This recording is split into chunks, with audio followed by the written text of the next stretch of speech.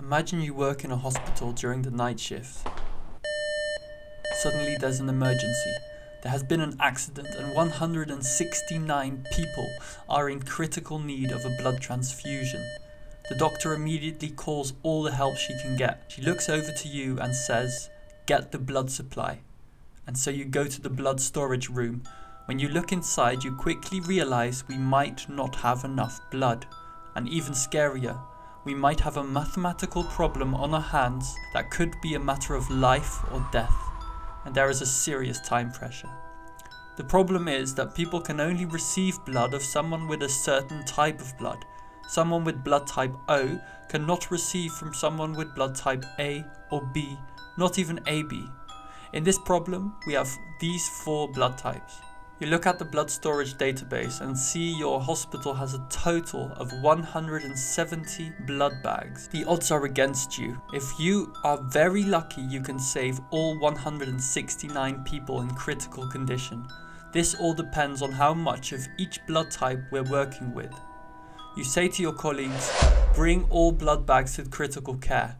On the way to the critical room, you look at the database. You have 45 bags with blood type O, the universal donor. The scary thing is, if there are more than 45 people with blood type O in critical care, we certainly won't be able to save all, as blood type O can only receive blood type O. We have 46 bags with A, 34 with B, and 45 with AB. You see an update. The doctor has now managed to get everyone's blood types and has put them in the hospital database. You get a very small relief when you see 42 people in critical care have blood type O, meaning there is still hope to save all. 39 have A, 38 have B, and 50 have AB. How do you optimize the amount of people who can get a blood transfusion? This problem is not immediately obvious. On the way to the people in critical state, you try to remember how to solve this. A mathematical algorithm you learnt in university. How did it go?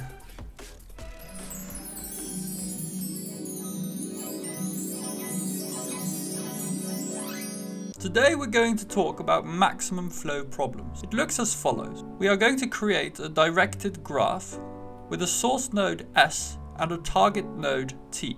Each edge has a capacity. These are non-negative values on the edges. A nice example is water pipelines. Imagine we want to get water from the source S to the target T. Imagine each edge is a pipeline. The capacity is just how big the pipeline is. It represents how much liter of water can flow through there per second. A flow through such a network is as follows. Each flow is obviously less than the capacity. So for example, if the capacity is 5 liters per second, you can't flow more than 5 liters per second through that pipeline. We also have skew symmetry, meaning that if we flow 5 in one direction, we simply say -5 in the other direction. When we have 5 liters per second of water going from A to B, we might as well say we have -5 going from B to A. Flow conservation. If we have a certain amount of flow going into, for example, A, that same amount of flow needs to leave A. This is the case with all nodes except for the starting and the target node.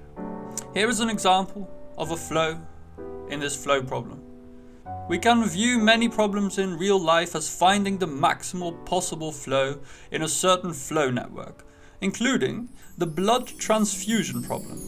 But how, you think, as you arrive at the critical care?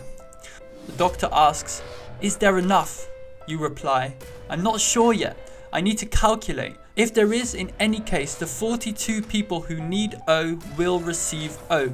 We'll start with them. Calculate the optimal solution, and please do it quickly." Alright.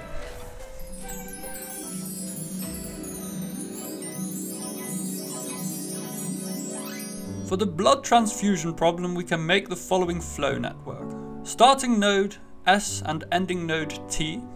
For each blood type, we have one node. O, A, B and AB. For all edges leaving S, we make the capacities equal to the amount of people in need of that blood type. For all edges coming into the target node T, we make the capacities equal to the amount of blood bags we have available of that blood type.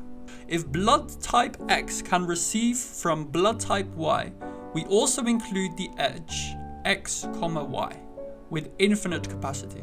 And flow in this network represents an amount of people coming into the flow in need of a blood transfusion and receiving what they need. How to determine an optimal flow in this network? So let's give the edges the appropriate capacities. These edges represent the demand, so the people in need of a transfusion. In the critical care room, we have 42 people with blood type O, 39 with A, 38 with B and 50 with AB. These edges represent the supply, so how many of each blood bag we have. We have 45 bags with type O, 46 with A, 34 with B and 45 with AB. These in-between edges will have infinite capacity. Can you see how finding a maximum flow in this network is equivalent with optimizing how many people can get a transfusion? Now let's try to make a flow in this network. So we might start by trying to push 50 to AB and then 45 to T, and the remaining 5 we send to O. Then we can push 38 to B, 34 to T and the remaining 4 also to O. We can push 39 to A and then 39 through A to T. We can only send 36 through O and then to T. Hopefully this is not yet optimal, because then 6 people won't make it. How can we increase this flow? One way would be to find a path from S to T where on each edge we can increase the flow, meaning the capacity in that direction is not yet met, because then we could just increase the flow of that path as much as possible, increasing the flow of the network. Can you see a flow? Remember, we haven't written down the edges in the opposite direction. They have capacity 0. Also remember skew symmetry. If we say an edge has a certain flow in one direction, we might as well say minus that flow in the opposite direction. So for example, the AB, O edge has flow 5 with capacity infinity.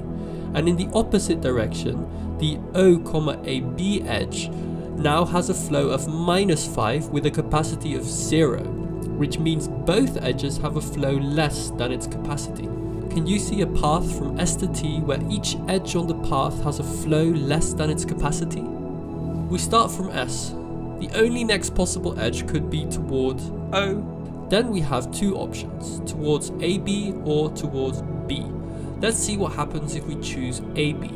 We want to get to A, as this is the only way to get to T. So we choose AB, A, and then A, T. The flow of each edge on this path can be increased. S, O can be increased by 6, O, AB by 5, AB, A by infinity, and A, T by 7. So we can increase this path by the minimum, which is 5. When we do this, we get the following flow. Such an ST path, which we can use to increase the flow of the graph, is called an augmenting path. Can we find another augmenting path in our new flow? A path where each edge can be increased? A helpful way to find this is to create the residual graph. This is a new graph with the same nodes, but for each edge, forwards and backwards, we write down the difference between the capacity and the flow value. Take for example the edge A, T. If we would make the residual graph of just this edge, it would look as follows. A, T will get the value 2, as that is the difference between the flow and the capacity. What will the T, A edge be? It's 44. Can you see why? The question is there another augmenting path? The answer is no, unfortunately. What does this mean? We are still missing one person. There not being an augmenting path means each time we try to walk from S to T, we always end up at an edge with maximum flow, which means we can't go further in the residual graph, as otherwise we would have found a path. These edges where their flow equals their capacity can be seen as a wall, cutting S off from T.